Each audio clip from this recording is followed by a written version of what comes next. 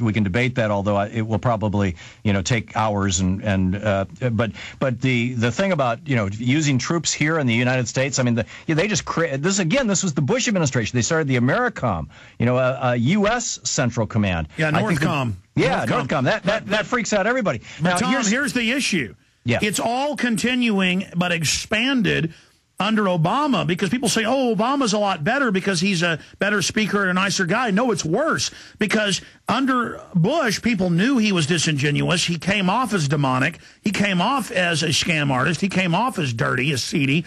With Obama, he is very charismatic. He does perpetually twist what he's saying. He says one thing and does another. Well, let's Alex. So he's able perpetually. I mean, again, I find myself in this weird position because I'm increasingly concerned about the direction that Obama is going economically and with regard to human rights and civil rights. And at the same time, I think that he's doing broadly some other good things. And these are areas, again, where probably you and I disagree. In your movie, you say he's going to put into place a draft of national service, and in fact, he's talked about that. Actually, Rahm Emanuel has talked about it more explicitly.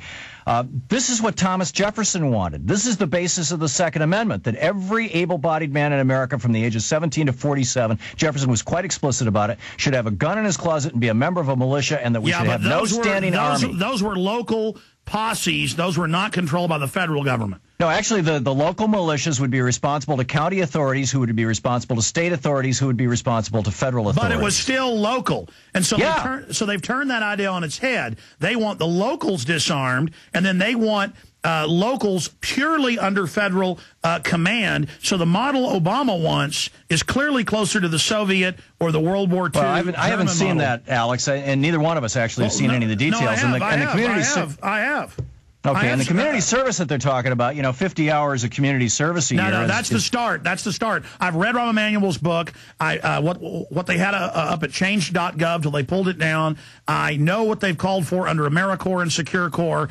And it is 18 to 25, 3 months of military basic training with assault weapons, but to be a domestic force, Tom. I mean, that isn't freedom. If everybody in America, I mean, I would think that this would be the thing that the gun owners of America, my friend Larry Pratt, and would be going, let's have as many people in America, but this is armed different and trained as possible.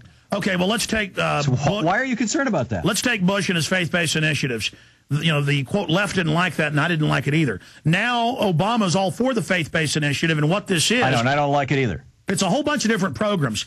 If you look we have 1 minute, by the way, Alex. Okay, if you look at what they're setting up with these brigades, and I have the Philadelphia Daily News and others, it is tattletale squads, it is warrant service. This is going to be one group that's armed, like in the Stasi in East Germany, then with the rest of the people disarmed. And no, what Rahm Emanuel wants is not what Thomas Jefferson was calling for. Well, we'll see. I mean, I think that we need to be having these conversations and raising these issues.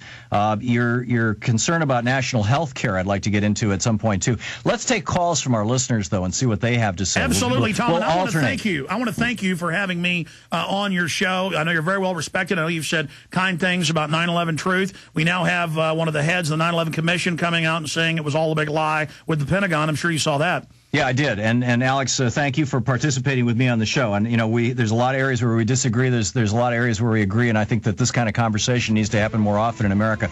We're going to a break. We'll come back after the break, and which will resolve, by the way, Alex, if my numbers are right, at about 34 after. And we'll be taking calls from my callers. You'll be taking calls from your callers. We'll alternate them, and we'll see what comes out of it. Okay, Tom. Thank you. An interesting time. The Alex Jones Show, the Thom Hartmann Show, prisonplanet.com, Infowars.com, ThomHartmann.com. However you spell it, will get you there. We'll be right back. Okay, they have more breaks than we do. People gripe about our breaks, but we actually have 14 minutes an hour. Industry standard's about 20 an hour now.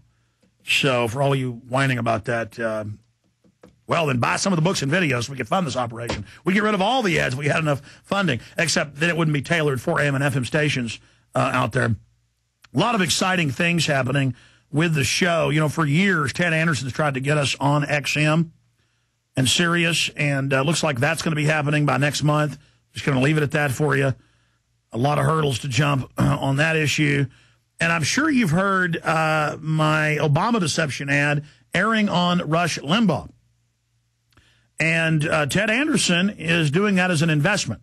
He told me the numbers. He's actually losing money doing it, but that's what Ted does. He spent $100 and something grand flying airplanes around with Ron Paul banners on it. He got about 30 grand of donations, and he spent about 100 above that on Ron Paul airplanes. And people could say, oh, well, it didn't affect change. He failed. No, people are waking up to liberty and knowing there's an alternative to the controlled left or controlled right. And so I'm basically selling the Obama deception to Ted at cost, and he is running ads on Rush Limbaugh, Sean Hannity, all of them. He got a very good deal because radio is in a lot of trouble right now because the rest of the economy is. Ted looked into this about a year ago, and the price is about half what it was then. And so people are calling me going, what's this? You're in league with Rush Limbaugh. No. It's what Thom Hartmann was saying. We are infiltrating. Can you imagine all of the big line Republicans tune into Rush Limbaugh? They hear a film exposing Barack Obama, and what they get is a film exposing Barack Obama and the big banks and the Republicans and the whole stinking system.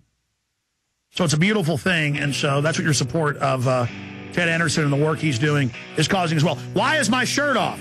Well, because I'm literally almost shirtless right now from the taxes I pay. I know it's a fraud to the Federal Reserve, but I'm not going to fight that battle. If I did that, they would come arrest me, put me in prison, selectively enforce on me. So I pay the mafia, the money of the private banks, so I can stay on the air and expose these criminals for what they are. So I am shirtless. Somebody buy me a shirt. Help me. Come on. I'm in trouble. We're on the march. The empire's on the run. Alex Jones and the GCN Radio Network.